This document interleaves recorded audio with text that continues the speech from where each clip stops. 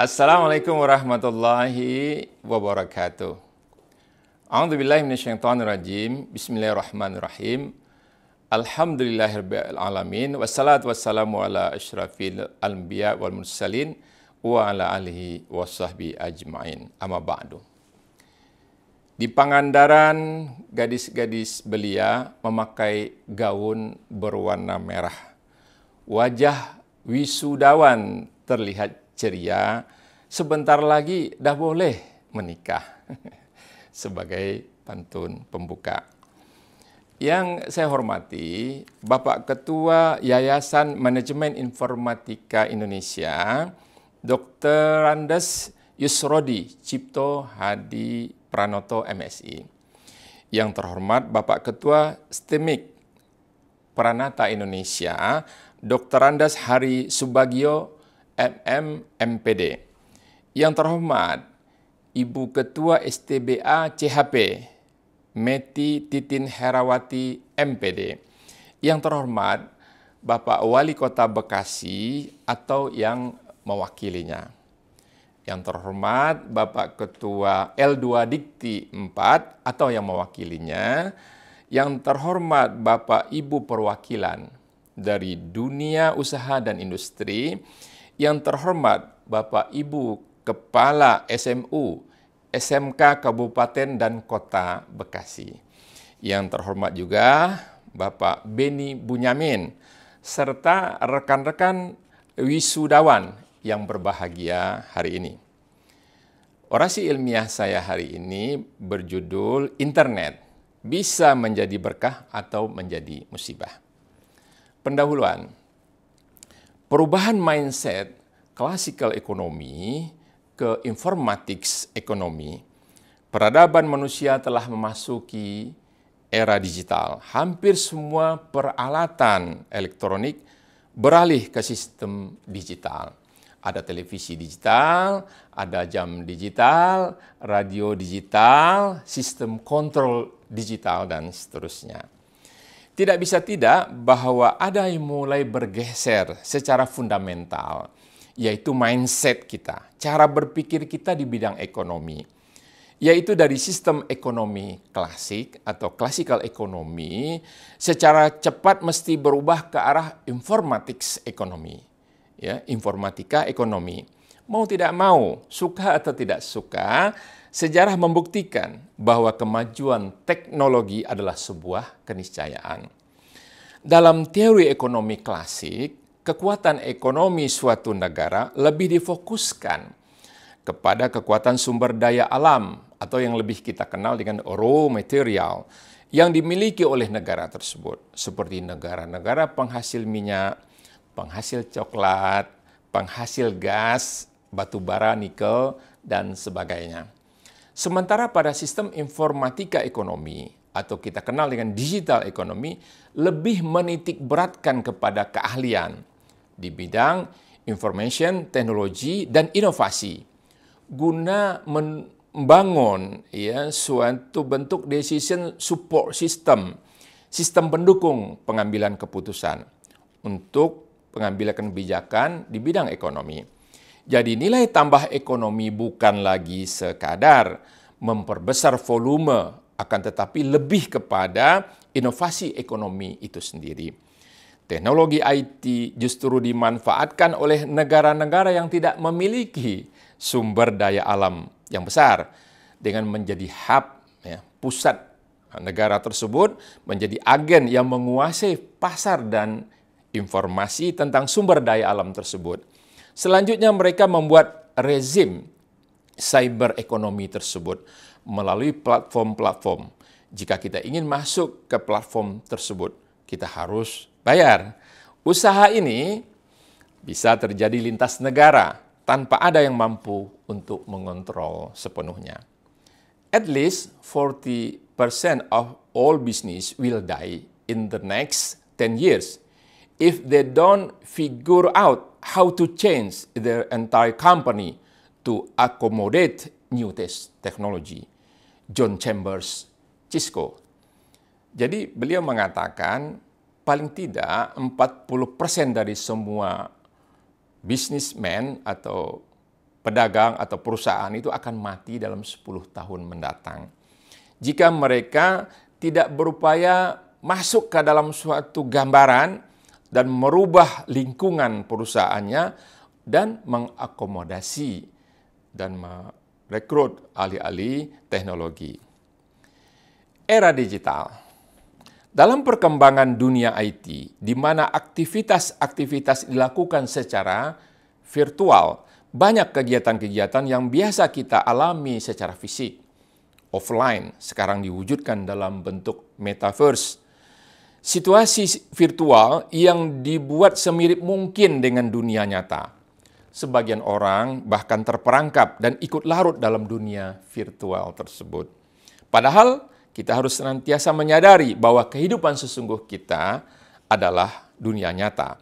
Oleh sebab itu, di era digital ini, setiap orang dituntut untuk bertransformasi. Dunia telah berubah, sadar digital, dan tidak gagap teknologi.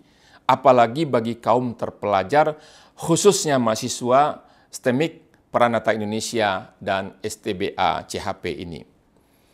Syamsul Arifin membeli beras diantar ke rumah Datuk. Para hadirin sungguhlah cerdas, kecuali kalau sudah mengantuk. C. Transformasi digital.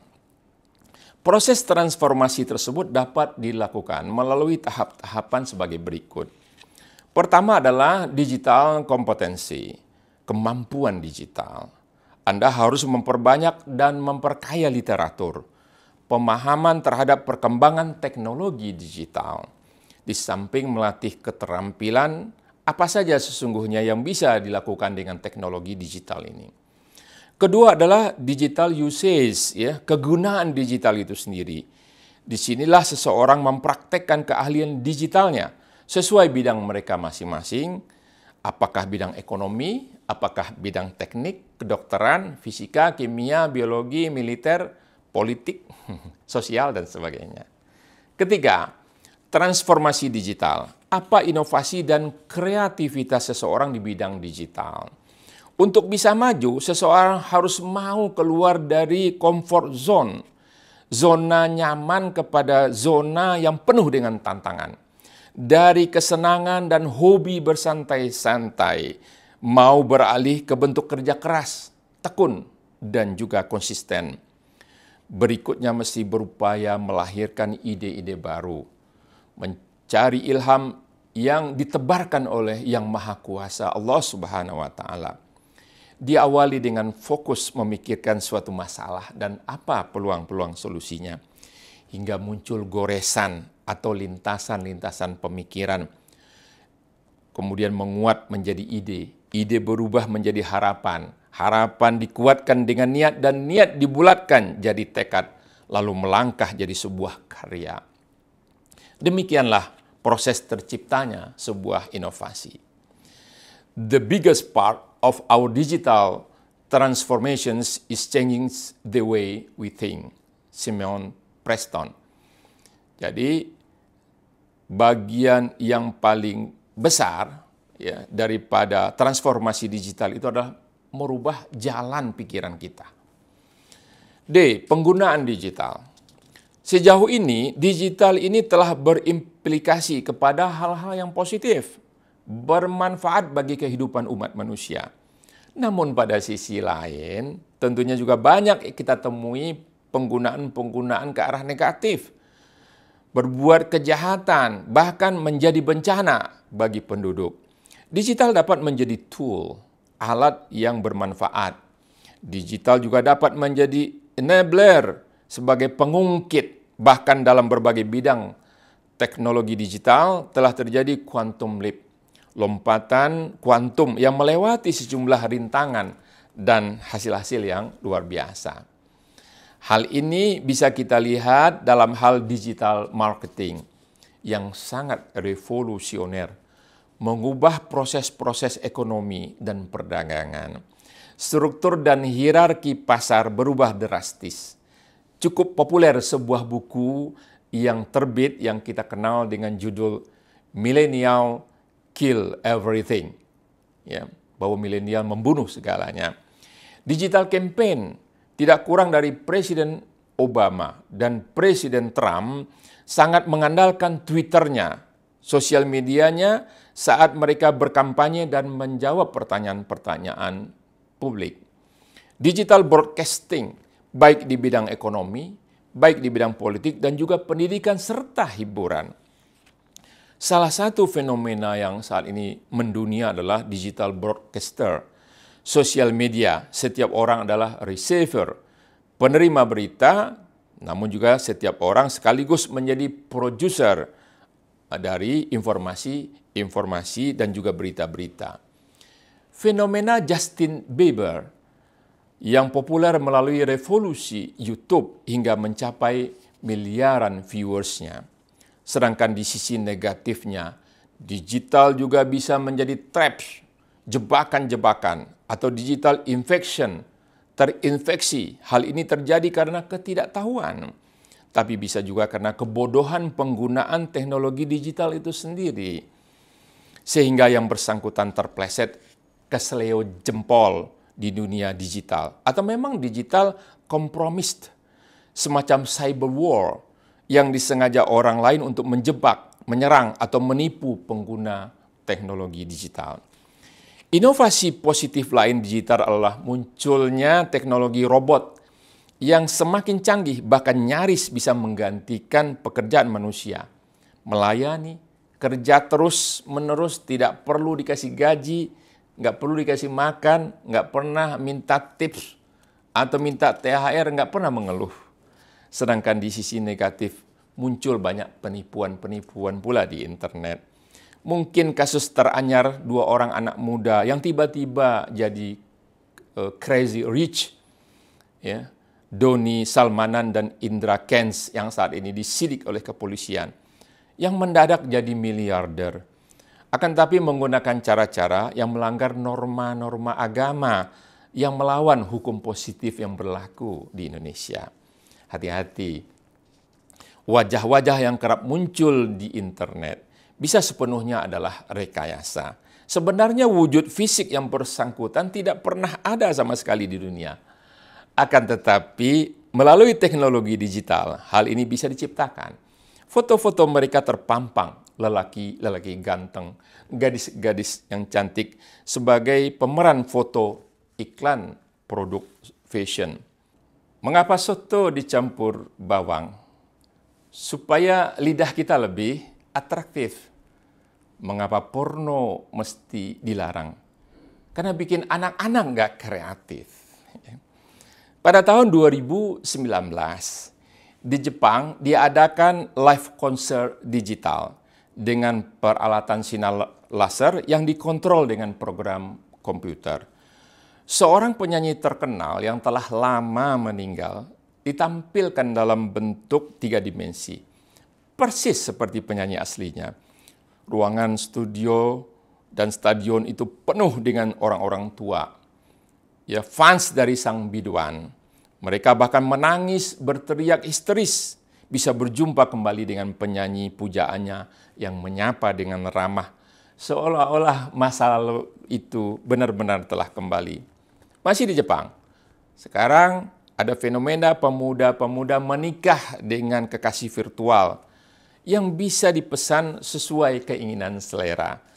Menyapa dengan senyum setiap waktu, sangat perhatian, mengingatkan waktu makan, waktu kerja, waktu istirahat, dan juga bisa diajak menemani ngobrol untuk mengusir kesepian. Wah, bisa pamor ini kekasih beneran ya. Mesin-mesin perang, drone-drone yang dikontrol dengan teknologi digital. Di perang modern ini, Ukraina menyerang konvoi tank-tank Rusia dengan drone Bayraktar buatan Turki tanpa awak. Tampaknya perang zaman sekarang tidak bisa diukur semata-mata dengan keunggulan fisik di lapangan. Namun peran teknologi digital menjadi hal yang sangat penting. Dengan kontrol operator dari pesawat AWACS, rudal dapat dikendalikan dari udara ke darat atau dari darat ke udara, atau juga dari darat ke darat dengan presisi yang sangat tinggi. dengan teknologi digital, nilai ekonomi perusahaan Gojek pada tahun 2019 sudah mencapai 9 miliar US dollar, setara dengan 129 triliun rupiah. Padahal Gojek kan baru berdiri sekitar 5-6 tahun. Sinarmas, perusahaan yang besar, perusahaan yang bergelut di bidang kebun sawit dan juga bubur kertas, pulp, dengan teknologi seperti sekarang ini, kalau dia lanjutkan untuk mencapai nilai sebesar Gojek itu, mereka butuh selama 70 tahun. Dunia ini rata. Ingat, setiap pemegang gadget yang terkoneksi dengan internet, maka Anda telah terkoneksi ke seluruh dunia. Kata Thomas L. Friedman, "The world is flat." Dunia ini sudah rata, tersambung satu sama lain. Sekaligus Anda juga otomatis sudah terdaftar sebagai cyber citizen, penduduk internet, yang hari ini sudah mencapai lebih daripada 4,5 miliar akun. Teknologi is useful servant, but a dangerous master, kata Christian Lewis. Jadi teknologi itu adalah pembantu yang sangat berguna. Akan tetapi dia adalah ahli atau pakar yang berbahaya. Kesalahan penggunaan. Ini beberapa kisah penyalahgunaan atau keseleo ucap di internet. Mungkin bisa dipetik sebagai bahan pelajaran kita supaya kita tidak mengalaminya. Pertama adalah kasus Justine Sacco, pekerja seorang perempuan ahli komunikasi bahkan warga Los Angeles, Amerika Serikat. Pada tahun 2013, Sacco akan berlibur ke Afrika. Namun sebelum terbang, dia mencuit di akunnya itu dengan kata-kata singkat sebagai berikut. Going to Africa. Hope I don't get AIDS. Just kidding. I'm white. Ya. Saya berangkat ke Afrika, berharap saya nggak kena AIDS. Ini hanya canda, ya, kata Sacco. Ya, saya putih, maksudnya saya berkulit putih. Lalu dia menjalani penerbangan yang panjang, belasan jam tentunya di udara, offline. Sementara atas cuitan itu jagat internet heboh membicarakan apa yang telah di-tweet oleh Sacco tersebut. Ada yang mengecam, marah, bahkan ada yang ingin membunuh Sacco. Setiba di Afrika, saat mulai tersambung online, alangkah kagetnya Sacco melihat kemarahan publik netizen padanya. Dia dihantui oleh ketakutan dan merasa nyawanya terancam. Lihatlah komen-komen internet dari cuitan atau ucapan dari Sacco itu. Ada yang mengatakan begini, "Someone please borrow me a gun. I need to shoot." Dia katakan, ada nggak bisa yang meminjami saya senjata? Saya ingin nembak nih si Sacco ini gitu. Sampai-sampai Presiden Amerika Serikat waktu itu Donald Trump ikut berkomentar di Twitternya. Justin, what the hell are you doing? Not nice or fair. Justin, apa keburukan kejahatan telah engkau lakukan? Ini nggak bagus, ya, nggak adil apa yang engkau tweet ini. Komen lain. Somebody dalam kurung HIV plus, ya, must rape this bitch and we will see if her skin color can protect from AIDS.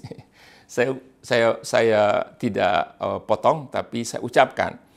Ya, seseorang yang ada nggak katanya yang sudah terinfeksi HIV positif, ya perkosa aja nih anjing betina ini, ya katanya. Kita akan lihat apakah warna kulitnya bisa melindungi dia daripada penyakit AIDS.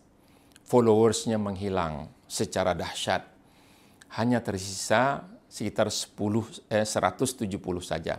Saking paniknya, Sacco men-tweet, "I am seriously having panic attacks, wondering if someone going to harm of my family members. My life is ruined already. Are you happy?"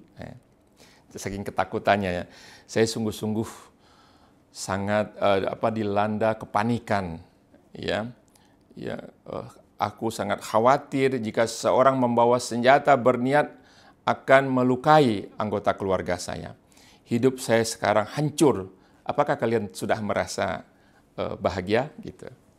Kedua, kasus di dalam negeri kita sendiri. Kalau masih ingat Florence Sihombing di Yogyakarta, mahasiswa S2 UGM yang menyerobot antrian BBM di SPBU.